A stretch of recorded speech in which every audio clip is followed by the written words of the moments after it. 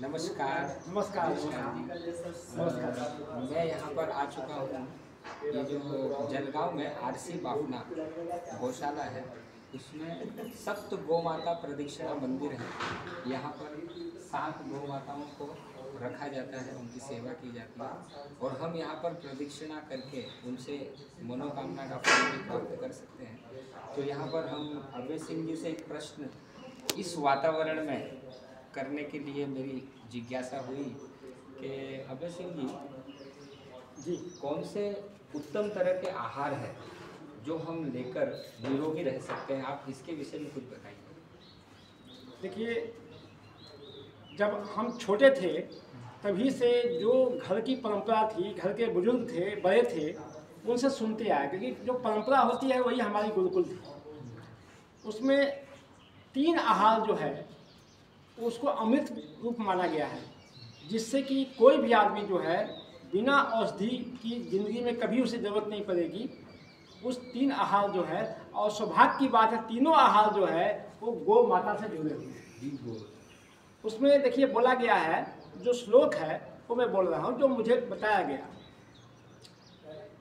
दीनांते च पिबेत गो दुग्धम, निशांते च पिबेत गो झर्णम, भोजनांते च पिबेत गो तक्रम, औषधिम किम प्रयोजनम।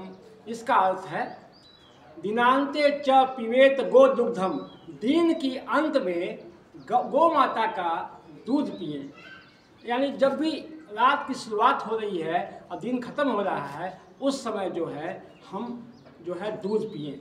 अब दूध में भी अगर घरोष्ठ दूध मिला, गाय के थन से सीधा निकाला हुआ दूध जो है, घरोष्ठ धार में से निकला हुआ उष्ण जो दूध है वो आपका सर्वोत्तम है। इसे भी आप कुछ देर तक, 1-1.5 घंटे तक पी सकते हैं, जैसी अच्छे से रख करके।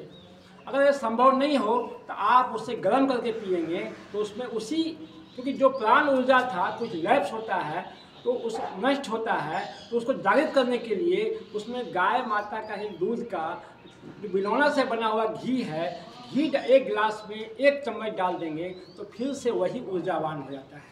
तो देखिए हुआ दिनांते च पिबेत गो दुग्धम। अब उसके बाद निशांते च पिबेत गो झर्णम।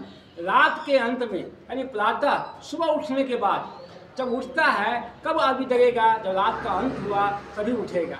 उस समय जो है गौ माता का गोझरण, गोमूत्र जो है वो पान करता है, पानी में मिलाकर, ज़्यादा कड़वा लगे ज़्यादा पानी मिलाए, कम कड़वा लगे कम पानी मिलाए। कैसे भी जो है, क्योंकि सुबह उष्ण जल कर उसको गर्म करने की भी ज़रूरत नहीं है, गोमूत्र खुद गर्म है, सुबह स्वाभाविक गर्म है, तो पानी में मिला करके अच्छी से भर पेट पिए।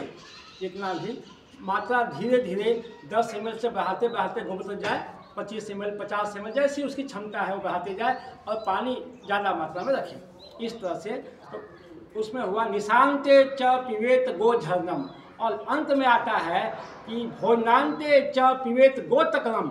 भोजन के अंत में, सुबह जो पहला आहार होगा भोजन, उसके अंत में जो है आपको गो तक्र, यानी गाय के दूध से बना हुआ छाछ, जिसे मक्खन निकाला गया था, दही को मथ करके मक्खन निकाला गया और जो छाछ निकला वो छाछ पिए। ये 3 अमृत जो है वो आहार है, या अमृत जो है आहार रूप में, वो आदमी निरोग रहने की व्यवस्था है। ये तीनों को जो लाभ लेता है उसके जीवन में औषधि की कभी ज़रूरत नहीं पड़ेगी, ऐसा बताया गया है। और सौभाग्य की बात है, चाहे गोमूत्र हो, गोदुग्ध हो या गोतक्र हो, ये सब गौ माता की देन है। नमस्कार।